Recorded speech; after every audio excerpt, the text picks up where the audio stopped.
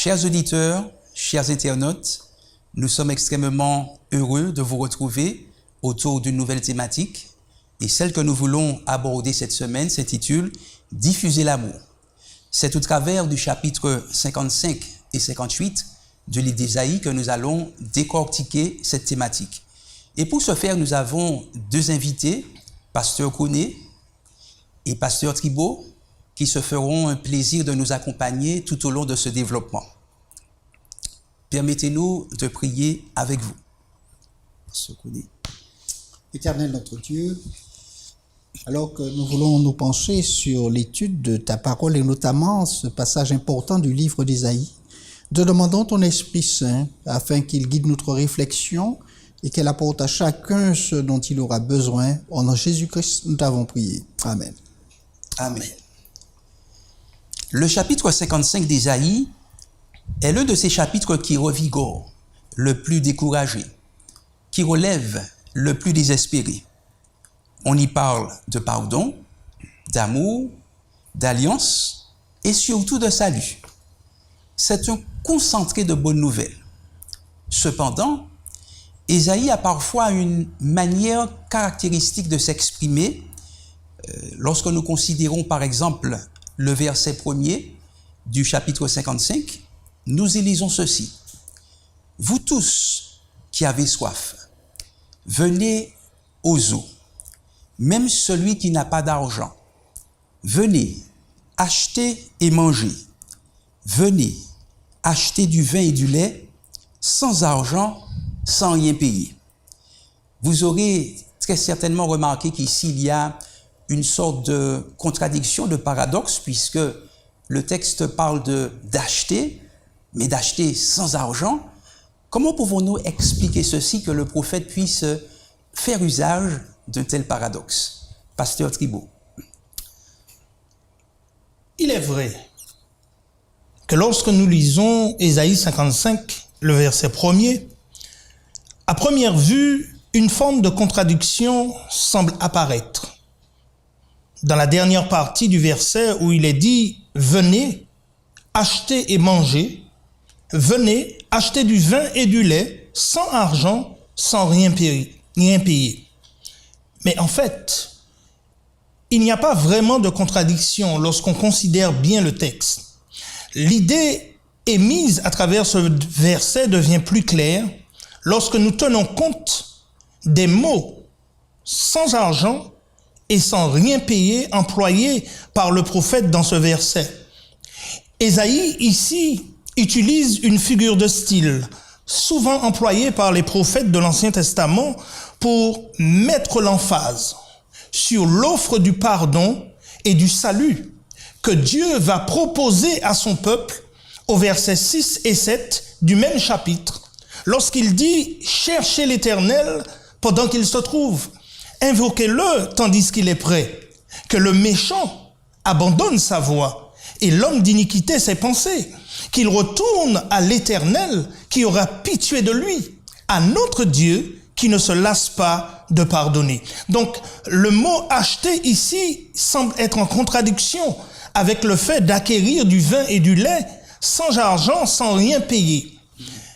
Mais Ésaïe l'utilise ici pour souligner ou encore mettre l'emphase sur le fait que ce salut que Dieu offre au monde pour répondre à nos besoins et à nos désirs a de la valeur. Oui. Et le recevoir nécessite une transaction, un transfert de quelque chose de valeur. Oui, Dieu offre gratuitement le pardon et le salut dans le cadre d'une relation d'alliance restaurée avec son peuple, mais pas parce que c'était gratuit pour lui. Ce pardon et ce salut qu'il nous offre gratuitement aujourd'hui, il l'a acheté au prix terrible et sanglant de la mort de son Fils unique. Bien que gratuit, notre pardon et notre salut a eu un coût incroyable pour Dieu. Tout à fait, oui. Alors oui, dans le texte qui a été cité tout au début, le verset « Venez, vous tous qui avez soif », en fait, comme disait Rodrigue, c'est quiconque qui est invité à venir, quiconque a soif. C'est-à-dire que soif d'une meilleure compréhension du projet de Dieu, de la volonté de Dieu, savoir ce qu'il nous offre. Aucune personne n'est exclue. Il s'agit de celui qui a un désir intérieur de chercher Dieu et qui trouve une satisfaction qui sera durable là-dedans. Ceci avait été exprimé par Jésus dans Jean chapitre 7, où Jésus exprime, il disait à vous tous qui avez soif, venez aux eaux pour recevoir gratuitement cette eau-là qu'il donnait et qui rejaillira en vous comme une source, disait-il, pour la vie éternelle. Donc une beauté poétique, mais une invitation gracieuse, comme il a été dit, donnée à tous les hommes d'accepter les bénédictions du salut. Et le fait, c'est que personne n'est exclu. C'est-à-dire que il n'y a pas quelqu'un qui est riche ou quelqu'un qui est déjà destiné au salut et d'autres qui sont exclus, comme on avait ça dans la pensée de certains hommes à un moment donné, que certains étaient créés pour être sauvés et d'autres créés pour être perdus. Ça n'a rien à voir. Tout le monde peut venir, tout le monde peut avoir accès. C'est l'exercice de la libre volonté, du libre choix de l'homme qui est mis en avant ici. Et en plus, quand il dit venez, vous aurez du vin, du lait, en fait, ça représente les bénédictions spirituelles. Les bénédictions spirituelles, ce qu'il y a de meilleur, comme nous, quand je parlais du vin, de l'eau, du lait, du miel, ben c'est ce qu'il y a de meilleur. Donc la meilleure chose, Dieu est prêt à la donner, et ceci sans argent. Alors, comme on disait tout à l'heure, vous venez prendre dans le magasin, mais quand vous irez, il y aura une caisse qui va... Le fait, c'est que quand vous allez ressortir, vous n'aurez rien à payer parce que quelqu'un a déjà payé vous. Exact. Donc, comme il disait à l'instant, ça a de la valeur, une valeur énorme que l'être humain ne peut pas payer, mais que Dieu offre parce que Dieu a déjà payé pour lui, donc il peut en bénéficier. Le fait, c'est qu'il a quelque chose à faire. Il faut qu'il vienne. Il faut qu'il vienne. Il faut qu'il exerce sa décision de dire, j'en veux, je vais aussi. Et là, à ce moment-là, ben, on s'assied, on festoie avec Dieu, on reçoit toutes les bénédictions spirituelles qu'il a pour nous rassasier. Et là, il faut être conscient qu'on a un besoin. Exact. Si on n'est pas conscient qu'on a ce besoin, alors on n'ira pas. Tout à fait. C'est quand même extraordinaire de considérer que cela a coûté très très cher à Dieu, puisqu'il s'agissait, pour sauver l'humanité, de permettre que le sang de Jésus puisse couler. Et pourtant, Dieu s'autorise de nous l'offrir gratuitement. Comment peut-on expliquer cela? C'est vraiment quelque chose qui nous dépasse, l'amour de Dieu pour l'humanité. Alors juste sans t'interrompre, c'est bien ça rentre bien dans la définition de ce qu'est l'amour. Oui. L'amour offre. L'amour cherche à combler le besoin de l'autre. Oui. Et cela, c'est ce que Dieu fait parce que l'homme lui-même ne pouvait pas. On aura l'occasion d'y revenir. Tout à fait. Très très belle thématique. Alors, est-ce que le message d'Isaïe ici ne va pas à l'encontre d'une certaine mouvance, d'une certaine époque, de la conception d'une certaine génération, puisque on a le sentiment, quand on considère un peu l'époque de l'Ancien Testament, que pour s'offrir le salut, pour accéder au salut, il fallait faire quelque chose. Est-ce que ici il n'y a pas une opposition entre le message d'Isaïe et, on va dire, la mouvance de l'époque? Oui, alors la mouvance dont je parle, je suppose, c'est le salut par les œuvres. Oui. Faire quelque chose pour. Et même ceux qui, dans le système israélite, apportaient des animaux pour offrir en offrande pour le pardon de leurs péchés, ils pouvaient avoir le sentiment qu'ils avaient fait quelque chose. Mais en fait, c'était simplement une représentation de ce que Dieu voulait faire. Mais pendant longtemps, on a traduit le fait qu'il fallait faire quelque chose pour être sauvé. Le salut par les œuvres était prêché. Et ça a duré longtemps, jusqu'à ce que Jésus-Christ vienne pour expliquer, bien que c'était déjà, en fait, en substance dans l'évangile, dès le départ. Puisque lorsqu'Adam pêche, Dieu lui dit, voilà, j'ai un plan, ce sera cela. Au fur et à mesure, ça va se développer dans l'évangile. Mais effectivement, le message d'Isaïe vient prendre à contre-pied cette façon de penser pour dire non, c'est pas ce que Dieu propose. Et d'ailleurs, on verra tout à l'heure que il va prendre à contre-pied sur beaucoup d'autres sujets, les façons de vivre, de comprendre les choses, du sabbat et autres, etc. Tout à fait.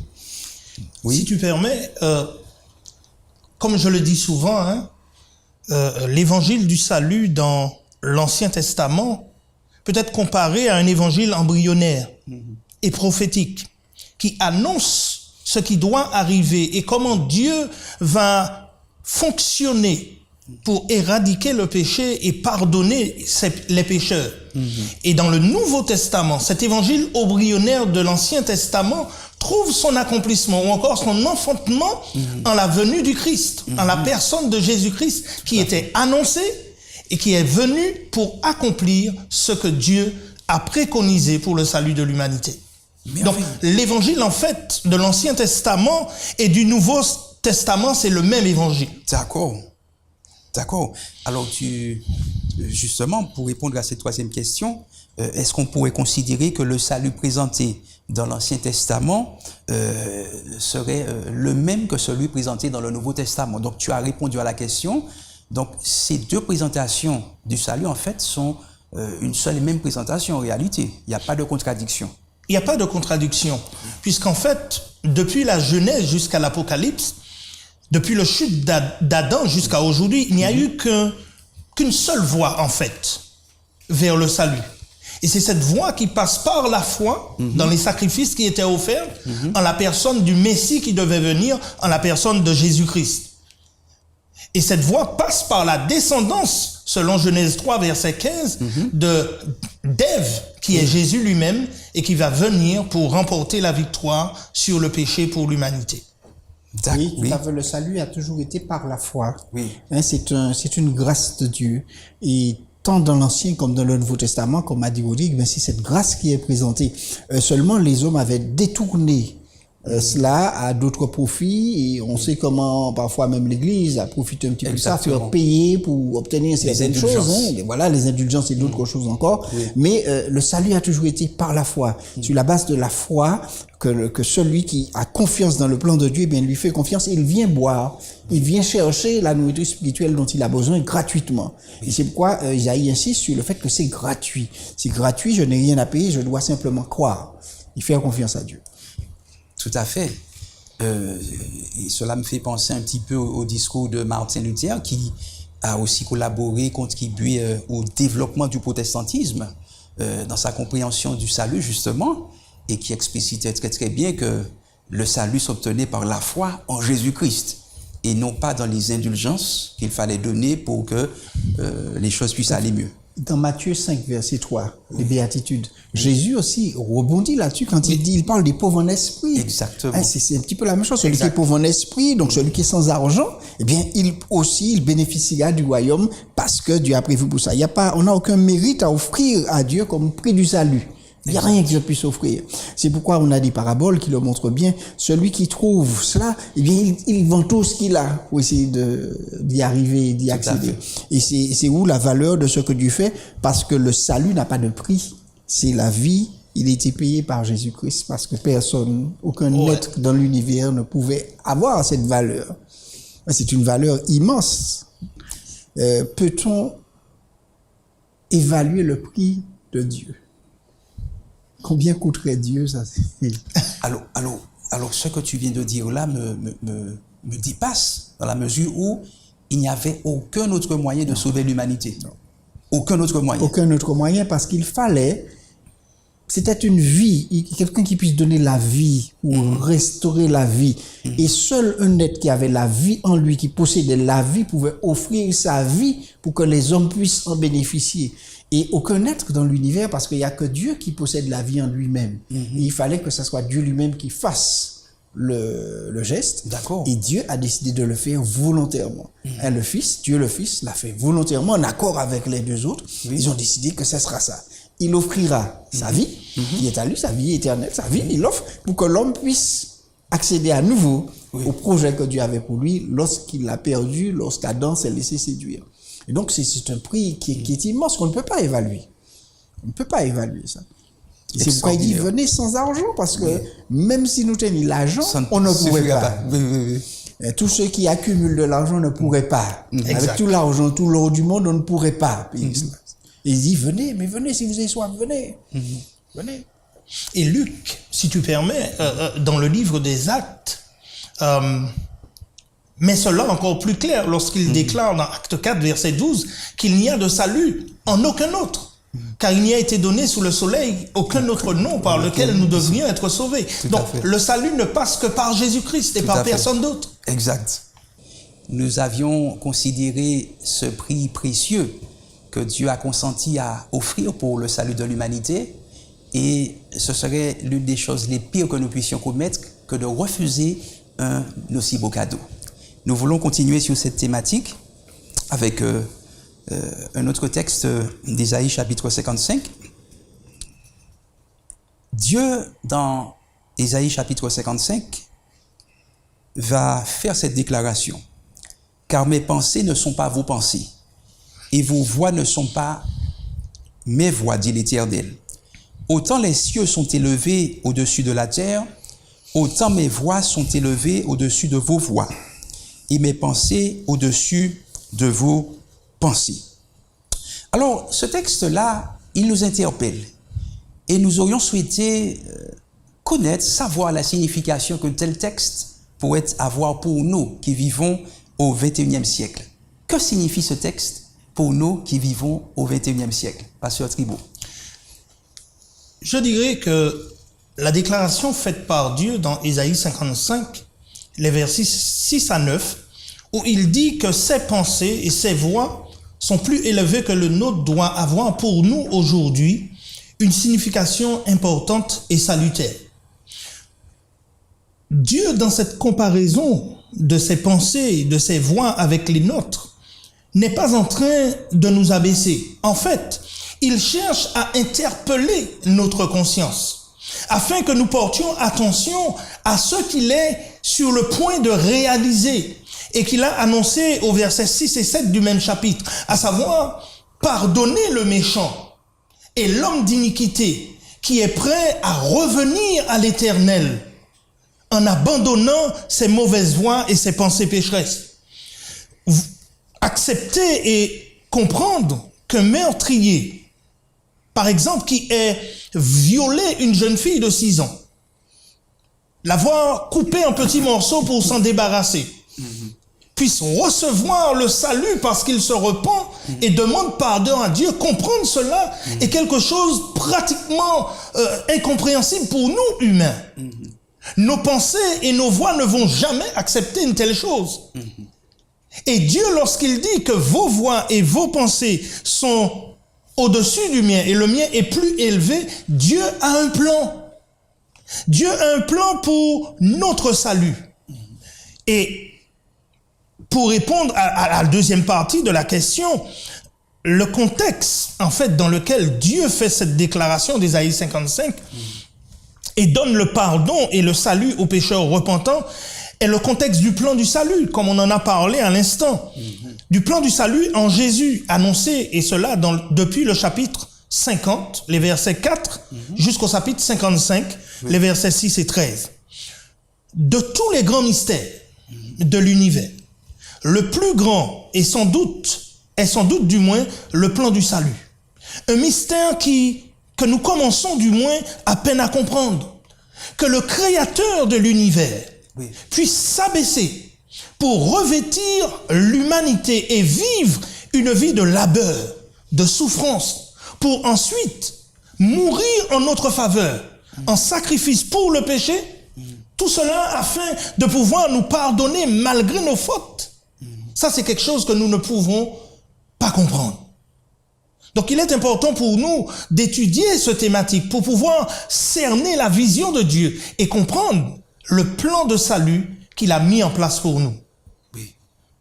Alors, tu as dit comprendre dans la mesure où ce serait possible de pouvoir cerner un aussi gigantesque sujet, puisque nous allons y revenir plus tard. C'est un thème que nous ne pourrons pas épuiser, me semble-t-il. Exact. Voilà. Alors, oui. Pour un petit peu poursuivre dans le sens de la pensée de Rodrigue, très peu de personnes peuvent comprendre la bonté et la miséricorde infinie de Dieu. L'exemple que tu as pris est fort, de cette petite fille qui a été violée, peut-être tuée par cet homme. On n'arrive pas à... On se dit, mais comment est-ce qu'on peut pardonner un tel homme? Mais la pensée de Dieu est ce que est de dire, et Ézéchiel le dit très bien au chapitre 18 de son livre, ce que Dieu veut, ce n'est pas que les méchants meurent, mais c'est qu'ils changent de conduite et qu'ils vivent. Et ce que Dieu demande, c'est, tu parlais de la repentance, le repentir, le retour, la reconnaissance de son erreur, et rechercher le pardon de Dieu et Dieu est prêt toujours à l'accorder. C'est celui qui avoue ses transgressions et les délaisse, qui les obtient miséricorde. Donc c'est ce que Dieu veut. Et cette pensée-là, l'homme n'est pas capable de la cerner parce que souvent nos pensées sont teintées d'amertume, d'éloignement. En fait, on voudrait faire à l'autre plus que ce qu'il a fait, comme si on voulait lui faire sentir la douleur qu'on a eue. Mais Dieu a déjà eu cette douleur, il l'a encaissée, et sa douleur, c'est de nous perdre. Et donc, il a la capacité de récupérer celui qui a été frustré ainsi, et il propose à l'autre, mais change de conduite, et moi aussi, je pourrais t'offrir le salut, comme on a vu Jésus l'offrir au larron sur la croix. Et d'où la pensée, les pensées de l'homme ne peuvent pas être celles de Dieu. Les pensées de l'homme sont du temps. Oui. Celles de Dieu, c'est l'éternité. D'où une dimension impossible à calculer. Oui. Les pensées de l'homme sont celles de soi, celles de Dieu sont des créatures de sa main. L'homme pense à ce qu'il peut obtenir et Dieu à ce qu'il peut donner. C'est toute la différence entre le créateur et la créature. Le créateur veut nous offrir des choses et nous on essaie de voir ce qu'on peut obtenir de lui. Oui. Mais lui il veut nous donner. Oui. Et c'est toute la différence, d'où l'immensité qui existe entre ses pensées et les nôtres. Et c'est pourquoi il pense cette image de autant les cieux sont élevés de la terre, éloignés, que les pensées sont éloignées des vôtres. Et c'est cette grande différence entre celui qui est guidé par Dieu, qui aura la pensée de Dieu en lui et qui pourra lui offrir la miséricorde, le pardon, qu'un autre ne pourra pas le faire parce que la pensée de Dieu n'est pas en lui. L'Esprit de Dieu ne vit pas en lui. Et lorsque l'Esprit de Dieu vit en nous, ce qui est proposé, eh bien, ça change l'humanité, ça change la pensée, ça change la direction de l'humanité et ça change les réactions dans l'humanité parce que lorsque la miséricorde et la bonté sont accordées à quelqu'un, eh bien, interpellé par cela, il est souvent amené à reconnaître son erreur et à rentrer dans le chemin de la repentance. Et à obtenir, lui aussi, le pardon de Dieu. C'est pourquoi on voit de grands, entre guillemets, pécheurs, meurtriers ou autres, quand ils sont touchés par la bonté de Dieu, on les voit changer et personne ne comprend ce qui s'est passé. Et ça, c'est le miracle de la rédemption, le miracle de la renaissance, comme dit Jésus. Alors, merveilleux. Et l'exemple qu'on pourrait utiliser, c'est l'exemple de Saul. Oui. Ah oui. Oui. Après sa conversion, il a œuvré pleinement pour Dieu. Et pas mal des livres de la Bible viennent des plumes de Paul. Oui. Donc Dieu peut faire du plus vil homme un homme pour sa gloire et pour la proclamation de l'évangile. Merveilleux. Et pour confirmer ce qu'il dit dans le même texte d'Ésaïe, quand on continue, eh bien Dieu dit, ma parole ne revient pas à moi sans avoir accompli son effet. Donc quand Dieu a prononcé une chose, elle fera, son travail sera fait. Exact. Tant que c'est pas fait, eh bien elle œuvre pour que ça soit. Exact. Magnifique, magnifique. Après cette thématique, cette partie de notre étude, nous voulons poursuivre avec le chapitre 58 d'Ésaïe, où au verset 3, nous y voyons qu'il y est fait mention de la question du jeûne. Alors, la question que je voudrais vous poser, le jeûne dont il s'agit, dont on fait mention ici, qu'est-ce qu'il représente? Qu'est-ce qu'il signifie véritablement? Le jeûne dont Ésaïe fait allusion ici au 58e chapitre de son livre est en réalité le seul jeûne ordonné par Dieu dans le livre de Lévitique au chapitre 16, les versets 29 et 31, et dans Lévitique 23, les versets 27 à 32. Le jeûne dont il est question ici est le jeûne du grand jour des expiations, qui consistait à humilier son âme devant Dieu, en offrant à l'Éternel des sacrifices consumés par le feu pour le pardon de péchés. Ce jour-là, comme pour l'observation du sabbat hebdomadaire, le peuple en ce jour-là ne devait faire aucun ouvrage. Maintenant, ce que Dieu, dans le fonctionnement de son peuple, n'appréciait pas dans le jeûne que son peuple lui offrait, c'est l'esprit dans lequel il le faisait. Tout à fait.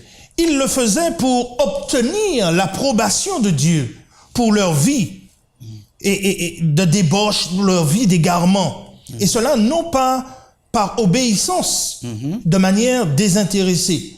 Non seulement ils le faisaient dans un mauvais esprit, mais leur acte, en ce jour de jeûne, ordonné par Dieu, déshonorait non seulement l'esprit de ce jour, mais le Créateur qui les sauvait à travers ce grand jour de jugement. C'est ça.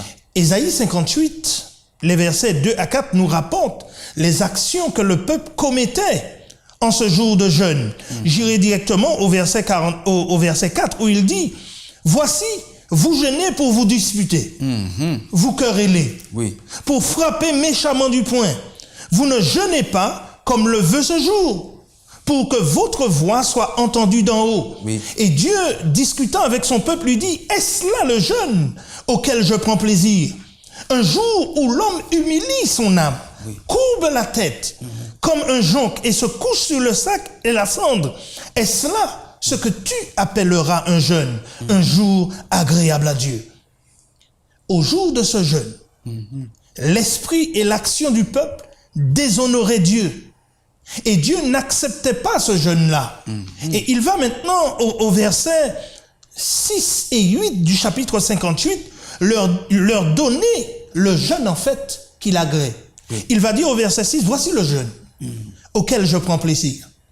Détachez les chaînes de la méchanceté, dénouez les liens de la servitude, renvoyez libres les opprimés, et que l'on rompt toute espèce de joug. Partage ton pain avec celui qui a faim, et fais entrer dans ta maison les malheureux sans asile. Si tu vois un homme nu, couvre-le, et ne te détourne pas de ton semblable.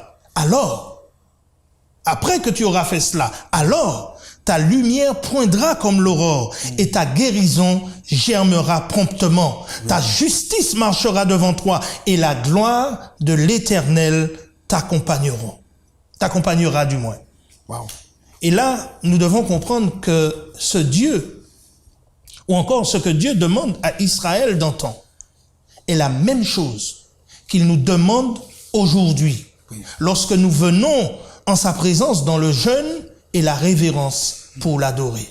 Magnifique, magnifique. Et le prophète Michée résume ça très bien, je citerai juste le verset, parce que Rodrigue a dit à l'essentiel, Matthieu 6,8 qui dit « On t'a fait connaître aux hommes ce qui est bien. » Ce que l'Éternel demande de toi, c'est que tu pratiques la justice, que tu aimes la miséricorde, que tu marches humblement avec Dieu. C'est tout. Pas d'hypocrisie avec Dieu, Dieu connaît les cœurs. C'est ce qu'il demande. Super. Parce qu'en fait, pour continuer dans ce que dit pasteur Cronet, tout le monde peut être religieux. Tout le monde peut observer des rituels religieux. Mais ce n'est pas seulement ce que Dieu désire. En fait, le Seigneur recherche une église.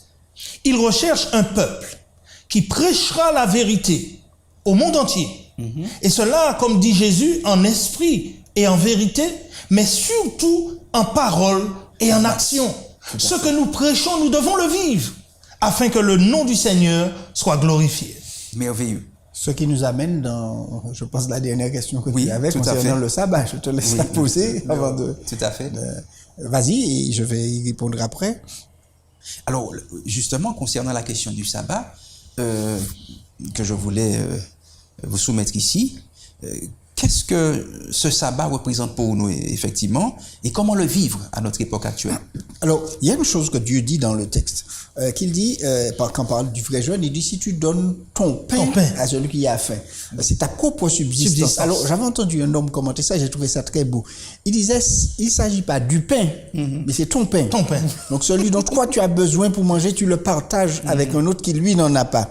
Il s'agit de la religion pratique, comme disait Rodrigue. Ça inclut les rites religieux, les cérémonies religieuses, mais c'est dans la vie vraie, la vie vécue devant les semblables que se manifeste la présence ou l'absence de la vraie religion. Il ne s'agit pas tant de s'abstenir ou de manger quand on parle du jeûne ou de partager la nourriture avec les affamés. C'est la piété pratique qui est le seul type de religion que Dieu veut. Dans Matthieu 25, quand on parle du jugement des nations, eh bien, ce qui est demandé aux gens, c'est, bien, j'avais faim, j'étais soif, j'étais en prison, qu'est-ce que tu as fait, en fait? C'est ça la question qui est posée, c'est ça la vraie religion. Donc, quand Dieu parle du sabbat, il parle de ce jour véritable qui est fait pour nous rencontrer avec lui, pour qu'il remette en nous l'esprit du sabbat, qui me permet de me ressourcer avec Dieu, de recevoir son esprit, pour recevoir cette pratique, cette vie de la vraie religion qu'il veut, qui transpire à nouveau sur moi. C'est pourquoi il leur dit, ce que je souhaite pour le jeûne, c'est ça. Le sabbat, c'est pas tous vos rites que je veux, mais c'est une rencontre avec moi, quelque chose qui vous permet d'évoluer, quelque chose qui vous permet de grandir dans l'âme. Et là, à ce moment-là, je pourrais vous guider comme il convient. Et donc, il va leur faire tous ces reproches et il va leur dire que le jour du sabbat, il faut détourner ton pied pour que ça soit un sorte de délice pour toi. Au lieu un jour où tu es en train de faire tes petits trafics derrière, non, mais ce soit un jour de délice pour toi, où tu apprécies, tu prends ton plaisir dans une rencontre avec moi parce que c'est mon jour, c'est pas le tien. On se rencontre, on partage. Et tout égoïsme est évacué, et à ce moment-là, eh bien, je vis de ce que Dieu me donne le jour du sabbat. J'offre à Dieu l'occasion de me permettre de maîtriser mon égoïsme et de cultiver une habitude de faire des choses qui plaisent à Dieu. Exact. Super. Chers auditeurs, chers internautes, nous avons compris l'importance de l'amour dans notre manière de vivre notre spiritualité. L'amour est vraiment cette idée maîtresse qui devrait nous guider. Nous voulons maintenant vous inviter à prier avec Pasteur Tribault. Éternel, notre Dieu, notre Père, nous voulons te remercier pour cette étude où tu as fait passer devant nous ton plan de salut pour l'humanité. Un plan qui nous est offert gratuitement, quand bien même cela t'a coûté beaucoup, à savoir la vie de ton Fils. Nous voulons, Seigneur, te remercier pour cela. Et alors que nous avançons et que nous continuons notre course chrétienne ici-bas, nous prions que cette réalité de la croix soit toujours permanente à notre esprit et que nous n'oublions jamais le prix que cela a coûté pour notre salut. Fais-nous du bien en ce jour et alors que nous continuons ce sabbat avec toi, que ta bénédiction et ta paix soient avec chacun d'entre nous, nous t'en prions au nom de Jésus. Amen. Amen.